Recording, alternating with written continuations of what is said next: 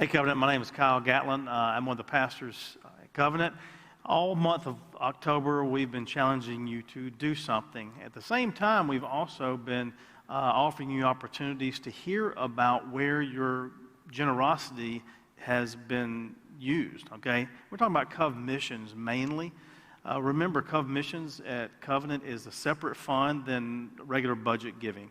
Right? You give to the budget. If you just give a donation to the church, however you do that, that's going to a budget. If you don't specifically tell us where it goes, it's going to the budget.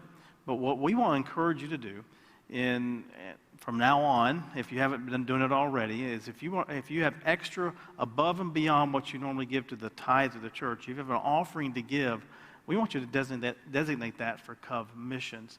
And what we have done this whole month of October is tell you where some of that money has been used. We've talked to Jeff Palmer.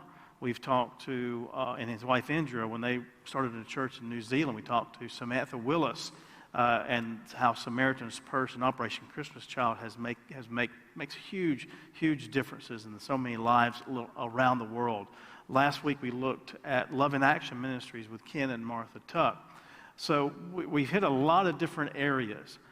One place that we became interested in a number of years ago because a couple from our church landed here, but after they had done some work over in Nagata, Kenya. And it's the baby center. And after we became introduced to this baby center, a number of our folks have just fell in love with this ministry. We've sent a number of folks over to Kenya. It's not an easy trip, I promise you that. It's not for everyone, but for those that have made that trip, it has made an impact on them. Right now, we have Ethan Stanley.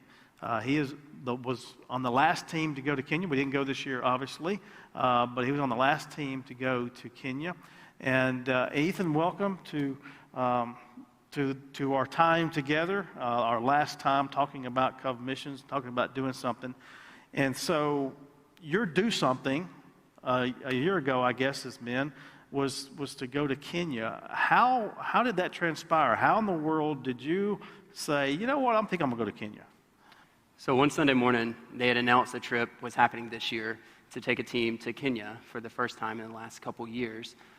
And I had an interest in it to begin with, but there were some normal things that I started to worry about: the time off of work, away from family, the amount of time that we would be there, as well as how far it is.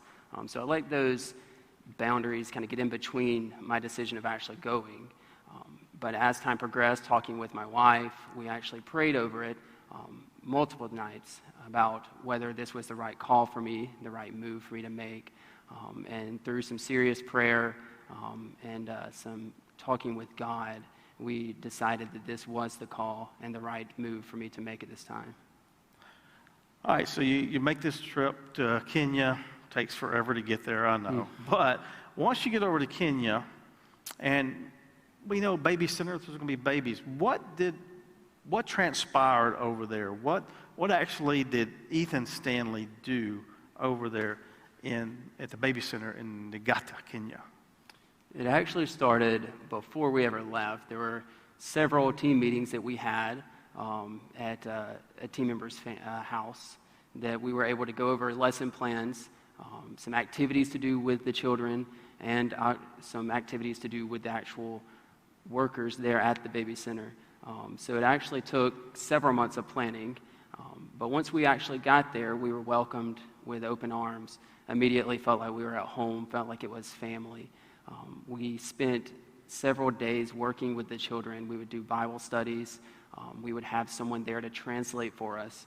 There is quite a language barrier with these children. If they know any English, it's very few words. So we had someone there to translate for us so that we could teach them the Word of God, as well as doing activities with them and just playing with them and creating a relationship with them. What was the importance of just hanging out with the kids? What did they tell you? Why was that needed? Which will probably tell people a little bit about what the baby center does too. So these kids are often found in alleyways, in trash cans, We actually heard of a story where one infant was just crying, and some bystander happened to walk by and find them surrounded by dogs. And so from there, they will take them and they will get up with the baby center and try to get them a place there. And from there, they provide 100% care around the clock, 24/7, with feeding, with bathing, with learning until they can go to school, and they can send them out to go to school. So this interaction with them, they're able to really get that human interaction and have someone there to love on them and to play with them and to give them that extra attention that they need. Now, I think you came across a couple special kids, though, right? I did. Tell us a little bit about that story, because that was unusual for the baby center, and I think you can tell everybody why that was so unusual. So the baby center typically would have kids brought to them that were found in alleyways, that were found abandoned. But this one particular story with Vashti and Louise, they were twins. They were the 8th child of this family. And unfortunately, the mother passed away after childbirth. And the father just didn't know what to do. He was unable to provide for all 8 of them. He actually reached out, and the baby center, after hearing the story, decided to take them in and to raise them and help provide a shelter and a place for them to stay until they could be reunited with their family. So they lived there for 3 years, and the father would actually make trips into Nagata to see them. Every few months, the baby center actually helped to provide bus tickets, to provide food and a means of way to get there, so that he could see his children and see them grow and be a part of their life until he was able to take them back in. And towards about 3 years, the baby center was actually able to reunite this family once again. And based on what we've learned about this before, that this just does not happen. Most of the babies have no family to go to. The family is the baby center. That is their family. And basically, for lack of a better analogy, cousins that come visit like from Covenant are like pseudo-family for a while, and y'all provide just interaction and love to these kids. And that's pretty much, I think, bottom line is kids need to be loved, and that's what the team has consistently done, the love of Christ in whatever way that it is needed with those kids. So somebody's looking at going not just to Kenya, but anywhere. Last week, Ken Tuck talked about the Philippines and Haiti and China and Nepal and all these places that Love in Action go.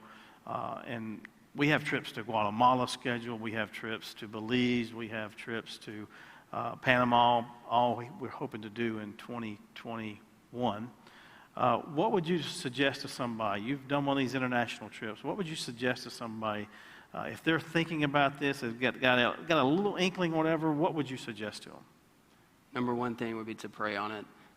It's a major going out of your comfort zone for this, for any kind of international trip, especially ones that are so far away, but any of them are out of your comfort zone. And my suggestion would be to continue to pray, like I did. I had to pray a lot, and even still getting on that plane, I was still very much so out of my comfort zone, and I felt nervous, but I leaned on God's truth and His wisdom, and I was able to bring home so many memories and experiences that I was able to share with my family and share the love of this baby center. Betty and Brian, which are the directors of the baby center in Kenya, they are such loving people.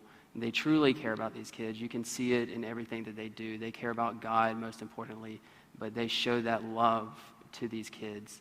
All right, so Ethan, you told us of what to do if we want to go back, if we want to go to Kenya, if we want to go anywhere else. So my bottom line question, are you going back? 100% will be going back. My original plan was to be going back this year in 2020, but with the global pandemic, things were put on a halt. But as soon as we can get a trip back, I will most definitely be going back.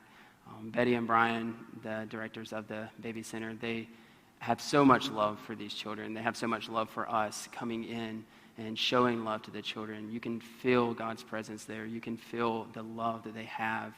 And it's an experience that it's just hard to put into words on what we felt there. But coming back, it gives you a whole new outlook on some of the small things in life. You see these kids that have such little things. They don't even realize the things that they do not have, but they know that they have love and that they are provided for there, and they have genuine caring staff there to help take care of them. And you come home and you have some of your selfish desires here, that you're mad that you don't have the newest iPhone or that you don't have this newest gadget. But you think back to that and you see that these kids, the staff, everyone there is just so happy just being together and just having this community that they've created. And it really just, it puts a spark in your heart. It makes you want to continue to serve. All right, if you're interested in Kenya or any other trip, Barbie at covenantdothan.org is your contact, and she is still planning on trips as best she can. We're still in the unknown world right now, but we're still hopeful and prayerful that Belize and Guatemala, Kenya, and Panama will all happen in 2021. I hope you caught a theme over this month of October on Wednesday nights, because one thing that has been very clear in every person that we've talked to is showing the love of Christ. Every one of them. That's the theme, the love of Christ, the love of God. When we talk about do something, do something, bottom line, that's what it is. Offering the love of Christ, showing the love of Christ in many different ways, in the ways that only you can do in your own environment, the way that you can do with the people that you meet, the people that you interact with. You love them with the love of Christ. So I hope that you don't just quit doing something because October is over, but I hope that doing something in the coming weeks and ahead, that it would be all about loving Christ, showing the love of Christ. Again, thank you for the support of Covenant Missions. Continue to give to Covenant Missions. Designate it on your check or on the internet, or however you want to do this. Just put Covenant Missions in the memo line, and it will get there. And because of your gifts to Covenant Missions, we were able to keep stuff going during the pandemic. When nothing else was going on, Covenant Missions was working behind the scenes, sometimes in front of the scenes, working. And we thank you for your generosity. Continue to pray for those in ministry and missionaries throughout the world. Pray for your own direction, where God would direct you, how you would love others, wherever it is, however it is, whenever it is. And thank you again for watching. Have a great night, and God bless you.